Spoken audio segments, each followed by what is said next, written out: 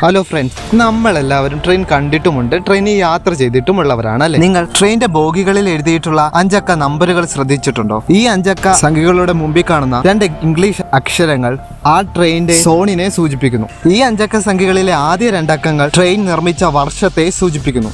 ബാക്കിയുള്ള 3 അക്കങ്ങൾ ട്രെയിനിലെ ബോഗികളെ സൂചിപ്പിക്കുന്നു. 01 മുതൽ 025 വരെ AC ഫസ്റ്റ് ക്ലാസ്സിനെയും 051 മുതൽ 100 വരെ AC സെക്കൻഡ് ക്ലാസ്സിനെയും 101 മുതൽ 150 വരെ AC 3 ടയറിനെയും 151 മുതൽ 200 വരെ AC ചെയർ കാറിനെയും 201 മുതൽ 400 വരെ സ്ലീപ്പർ ക്ലാസ്സിനെയും 401 മുതൽ 600 വരെ ജനറൽ കമ്പാർട്ട്മെൻറ്റിനെയും 601 മുതൽ 700 വരെ സീറ്റർ ക്ലാസ്സിനെയും 701 മുതൽ 800 വരെ ലഗേജ് കൊണ്ടുപോകുന്ന ബോഗികളെയും സൂചിപ്പിക്കുന്നു. ബോഗികളിലെ നമ്പറുകൾ കൂടാതെ നിങ്ങൾ ട്രെയിൻ ബോഗിയിലെ ചില നിറങ്ങളിലുള്ള വരകൾ ശ്രദ്ധിച്ചിട്ടുണ്ടോ?